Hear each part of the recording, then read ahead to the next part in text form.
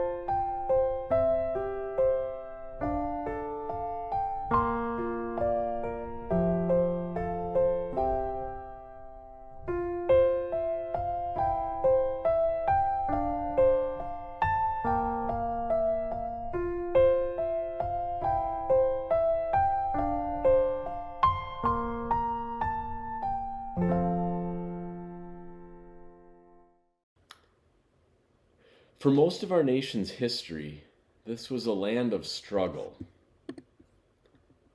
The difference was that if you came to the New World, at least you had religious freedom and cheap land. People didn't come here to get rich. They came here because they could homestead and not be persecuted. Some came because of extreme poverty or famine, but they didn't expect to get rich. And it was tough. Homesteading was hard work, and staying in the cities out east was tough too. The Industrial Revolution brought factory work, but that came with long hours, 7 days a week, for little pay. It was only in the 1950s, after World War II, that our country began to really build wealth, and we started to think of the American dream as being a suburban house with appliances and a nice car. Baby boomers are the first generation to really have an American dream that was about material possessions.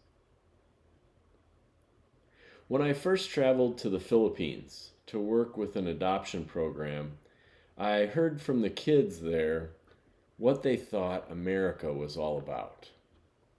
Of course, their knowledge was based on TV and movies they had seen. They believed that in the US we're all rich, we all live in mansions, and we all know celebrities. They believed that we're all big and strong, we hardly have to work at all, and we have all the gadgets and possessions you could dream of. Now, I know they were wrong. They were misguided by media. But they weren't wrong by much. Most of us are not as rich as people in the movies. And we don't all know celebrities or live in mansions. But compared to the average person in the Philippines, where a much higher percentage of people live in poverty, we are rich. We have a lot. We just feel like we don't have enough. They're partly right about us having everything. We do have a lot of gadgets and nice cars compared to many places in the world. And if we get money, what do we want to spend it on? More of that stuff. Well, the American dream now can actually be a nightmare. There are two illnesses that most of us suffer.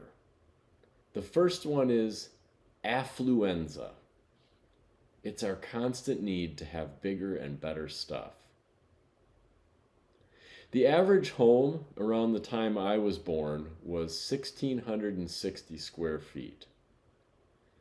The average home when it was last recorded a couple years ago, 2,700 square feet. That's 50% bigger. Back when I was born, if you had a boat you couldn't fit in your own yard, it was kind of a struggle to find somewhere to put it. Today, there are about 2.5 billion square feet of storage in the US. It seems like half of the new buildings you see being built are more storage units. We fill them with stuff that probably isn't even worth the rent we pay on it. There have been TV shows about buying all the junk that people abandon in them. People are so into shopping in the US that it's like a hobby or a separate activity. We get a rush from buying things that we just found. Our family runs a vacation rental cabin near Watoma, and it seems like at least half the time when we get there to clean, we find Walmart bags and empty packaging from things that people bought while on vacation. To be clear, there is no Walmart in Watoma. People could be out on the lake or experiencing new things. Instead, they use their precious vacation time to drive all the way to Berlin or Oshkosh just to buy more stuff at a store that's identical to the one they have back home. Remember old TVs? The big kind that were real deep and weighed a lot? Then we needed flat screen, HD, 1080p, then 4K, 4K UHD. The next one they're working on is 8K. You know, when I watch the Packer game, I can already see inside Troy Aikman's pores. I don't know that I need to see things in any better detail than that. I remember when my grandparents moved out of their house and into a retirement community, they still had the original phones. They still worked after almost 50 years. Of course, they were the kind you had to rotary dial. Today, we're told that as soon as we pay off our current cell phone, we're so lucky to be able to upgrade after only 2 years to a phone that we will now be making payments on for the next 2 years. And we end up just as frustrated with the things that go wrong on our new phone. That brings us to the second disease that we can suffer as Americans, credit-itis. It's like when you have a bad knee and you end up with a bad back too. Credit-itis and affluenza are connected. The affluenza is so powerful that we gradually give in to just borrowing money for all the stuff we can't live without. We need instant gratification. We want it now, not after we've saved up for it. They've done a bunch of studies, and they look something like this.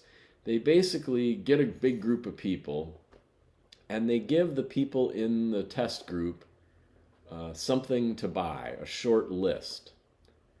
And half of them are told to pay cash, and half are told to use a credit card. The people who use the credit cards buy the more deluxe model of whatever the thing is they're supposed to buy, and they tend to throw more things into the cart as well. People who use credit cards on average spend 25% more than the people who are using cash. No wonder more and more places aren't accepting cash anymore. Our average credit debt in America is over $6,000 per person. Now, I know a significant number of people don't have credit cards or pay them off every month. So that means a lot of people are way over $6,000 for that average to work out. In fact, almost half of Americans are carrying credit card debt from month to month. We buy things to satisfy our shopping urge, and the credit card bill keeps getting bigger and bigger every time we make a payment instead of smaller. I can remember when I was young, and my dad and my grandpa both told me, never take out a loan for a used car more than 3 years. And never buy a car that has a payment over $200 a month. Now 5-year terms are normal for used cars. Heck, you can get a 7-year loan on a car. The average payment right now for a used car is $515 a month. And for new cars, it's almost $700. If you have 2 cars in your household, and even if you buy used cars, by the time you pay for your insurance and gas and tires and registration and so on, you're at $2,000 a month for car expenses. That's more than half of what the median household income is in our area. The prices of trucks and SUVs had already exploded before the craziness of supply chain problems over the past couple years. You know, there are new trucks on the lots around here over $100,000, and there are lots of them that are almost $100,000. You think about a $100,000 vehicle, just the sales tax is $5,000. And then you tack on another $13,000 in interest if you have really good credit. You can easily pay more in taxes and interest on a new truck than what we were spending on a whole entire truck just 20 years ago.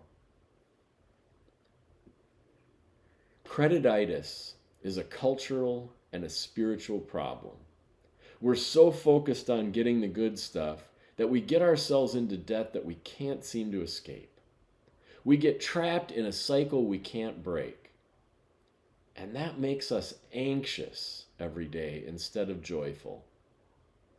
We say no to important things, ways we could be using our hard-earned money, because we've already spent all our money to keep up with the neighbors on material things. And our neighbors are just as unhappy. There is a way out, and it starts with changing our hearts. We have to be led by Christ instead of the affluenza if we want to be cured. It takes effort and time, but over time we can begin to feel the higher purpose. Once we seriously change our attitude and our ways by pursuing good financial practices, we can find freedom. It's possible to have freedom from the slavery of debt, freedom from the obsession with getting more and better stuff. And remember, freedom, that was the original American dream. Not having all the stuff. It was freedom from tyranny and freedom to follow God. The tyrants here are not dictators or kings. They're the people who encourage us to buy all this stuff and then pay even more because of all the interest. We had our biggest adult class in a long time this spring called Saving Grace. It's a class about our spiritual relationship with money. And it's also a time to take control and reach out for freedom. Some of us were able to simplify our lives a bit. Some were able to silence the voices that tell us we need to buy one more thing. We learned how to live differently than our culture leads us, living above our means, not below. We made plans and goals, and some of us have already reached some of the goals. Paying off credit cards, other debts, paying off a house in one case, living on a diet of money and losing the weight of things we don't need. We also became more generous because we don't feel like we're out of money for the things that really matter. Everyone, even the people who thought they were really good with their money before they took the class, learned a lot and said it was well worth their time. The class is 5 sessions between October 31st and December 11th. We don't meet every week. We'll have options to meet at the family church after worship or on Wednesday evenings at Algoma Boulevard United Methodist Church in Oshkosh. The cost is $10, and you can sign up soon so that we can have your books ready. If you'd like to join us online, if you live farther away, please reach out and send me a message, and we will make the class available to you by Zoom as well. It works best if you're in a relationship with somebody, if you share a household with another person, whether it's a spouse or someone else. It works best if you share your money if both people participate in the class. If you have a teenager in your house, they're welcome to participate too, and you can engage your kids and talk with them if they're younger. Over the next few weeks, we're going to have several more topics about our relationship with money, and I hope that you continue to join us each week to learn something new. Amen.